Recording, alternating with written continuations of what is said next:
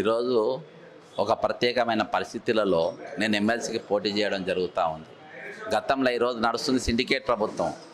ఈరోజు అదే సిండికేట్ విధానాన్ని అదే మేఘా కృష్ణారెడ్డి కనుసైగలలో తెలంగాణ ప్రభుత్వం పనిచేస్తూ ఉంది.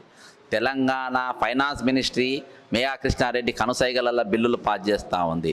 ఈరోజు దాదాపు 7,000 కోట్ల రూపాయలు ఆనాడు ప్రభుత్వం బీఆర్ఎస్ ప్రభుత్వం ఉన్నప్పుడు రైతు బంధుకి ఇద్దామని అనుకుంటే ఎలక్షన్ కమిషన్ దాన్ని అడ్డు పెట్టడంతో ఇమీడియట్గా గవర్నమెంట్ వచ్చిన తర్వాత కాంగ్రెస్ పార్టీ ఇవ్వాల్సింది పోయి అవి మొత్తము కాంట్రాక్టర్ల జేబుల్లోకి తోడేళ్ల జేబుల్లోకి వాటికి పెట్టడం జరిగింది. ఈరోజు టీఎస్పీఎస్ క్వశ్చన్ పేపర్ లీక్ చేసిన జనార్దన్ రెడ్డిని గాలికి వదిలేసిండ్రు. అక్రమంగా కరెంటు కొన్నటువంటి ప్రభాకర్ రావుని గాలికి వదిలేసిండ్రు. కాళేశ్వరం మీద కమిషన్ లేచి ఈరోజు కాలయాపన చేసే ప్రయత్నాలు చేస్తూ ఉన్నారు. ఈరోజు దోపిడీ చేసినటువంటి మేఘా కృష్ణ లాంటి వారిని కాపాడే ప్రయత్నం చేస్తూ ఉన్నారు. ఈరోజు దాదాపు కొన్ని లక్షల మంది ఈరోజు కేవలం 753 పోస్టులకు ప్రిపేర్ అవుతూ ఉంది. ఈరోజు కాంట్రాక్ట్ వ్యవస్థ పేరుతోని లేకుంటే అవుట్సోర్సింగ్ పేరుతోని గెస్ట్ ఫ్యాకల్టీతోని ఈరోజు అన్ని రకాలుగా ఉత్తీర్ణులైన ఏఈ లాంటి పోస్టులు కూడా ఈరోజు వరకు అపాయింట్మెంట్ లెటర్స్ లేవు.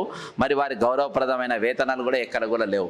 ఈరోజు ముఖ్యంగా విద్యాలయాల్లో వైద్యాలయాల్లో ఖచ్చితంగా ఒక పర్మనెంట్ స్ట్రక్చర్ అనేది ఉండాలి. ఈరోజు కాంట్రాక్ట్ పదం అనేది వినవాడద్దు, అవుట్సోర్సింగ్ పదం వినవాడద్దు, గెస్ట్ ఎంప్లాయీస్ అనేది వినవాడద్దు. పూర్తిగా పూర్తి స్థాయి సిబ్బంది అందులో ఉండాలి. రీసెంట్గా నేను ఎన్ని ఖాళీలు ఉన్నాయి ప్రభుత్వంలో ఏమున్నాయని మొత్తం ఒక రీసెర్చ్ చేస్తే 2,67,326 పోస్టులు ప్రతి డిపార్ట్మెంట్లో ఉన్నాయి. మేము బయట పెట్టడం జరిగింది. ముఖ్యంగా ఎలక్ట్రానిక్ అండ్ ప్రింట్ మీడియాలో ఏదైతే ఫోటోగ్రాఫర్స్ వీడియోగ్రాఫర్స్ ఉంటాయో ఐఎన్పిఆర్లో అవే 1000 పోస్టులు ఉన్నాయి. ఈరోజు ఆ పోస్టులను ఖాళీ పెట్టి బయట కాంట్రాక్టర్లకు వీడియోలు ఇచ్చి అందులోకెళ్ళి కమిషన్లు తీసుకోవడానికి ఈరోజు కొంతమంది అధికారులు వాటికి పూనుకున్నారు. కాబట్టి నేను ఇది ముఖ్యంగా అందుకంటే ప్రధానమైన విషయం నేను మర్చిపోయినా, ఈరోజు కాకతీయ యూనివర్సిటీ ఒక వైస్ ఛాన్సలర్ ఆయన చేసిన అక్రమాలపైన ఇదివరకునే విజిలెన్స్ కానీ అనేకమైన కంప్లైంట్లు ఇవ్వడం జరిగింది. కానీ మొన్న 18వ తారీఖు ఆయన మీద ఎంక్వైరీ చేశారు. అది ఎప్పుడు ఇక రేపు ఆయన రిటైర్మెంట్ అయిన సందర్భంగా ఇవన్నీ ఇవ్వడం జరిగింది. ఈరోజు యూనివర్సిటీలలో కూడా ఫుల్ టైమ్ ఫ్యాకల్టీ లేదు, ఫుల్ టైం ప్రొఫెసర్స్ లేదు, అసిస్టెంట్ ప్రొఫెసర్లు లేరు, పర్మనెంట్ స్ట్రక్చర్ అందులో లేదు.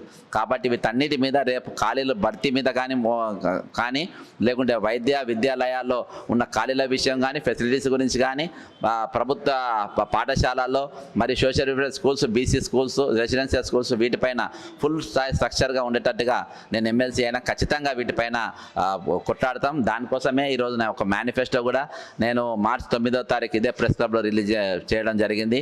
కాబట్టి నేను అన్ని పార్టీలు కాంగ్రెస్ పార్టీలో ఉన్న అందులో సభ్యత్వం తీసుకొని అదే పార్టీలో ఉన్న ప్రతి కాంగ్రెస్ కార్యకర్తను మొదటి 34 సంవత్సరాలు నేను కాంగ్రెస్ పార్టీలో పనిచేసిన మొదటి ప్రాధాన్యత ఓటు నాకు వేయాలని కాంగ్రెస్ నాయకులను కోరుకుంటున్నా.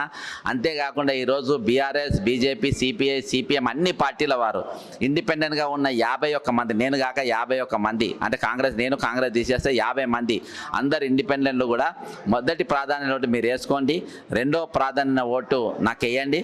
మన అందరం కలిసి గట్టిగా ఈరోజు ప్రభుత్వం చేస్తున్న దమనకాండను, ఖాళీల నింపుదలను ఈరోజు ప్రతి అంశం పైన కూడా మనం కలిసి గట్టిగా ఒక ఉద్యమం చేద్దాం. నాతో కలిసి రండి, మన అందరం కలిసి తెలంగాణ నవనిర్మాణ తెలంగాణ మనం నిర్మిద్దామని కోరుకుంటూ సెలవు తీసుకుంటున్నా. జై తెలంగాణ.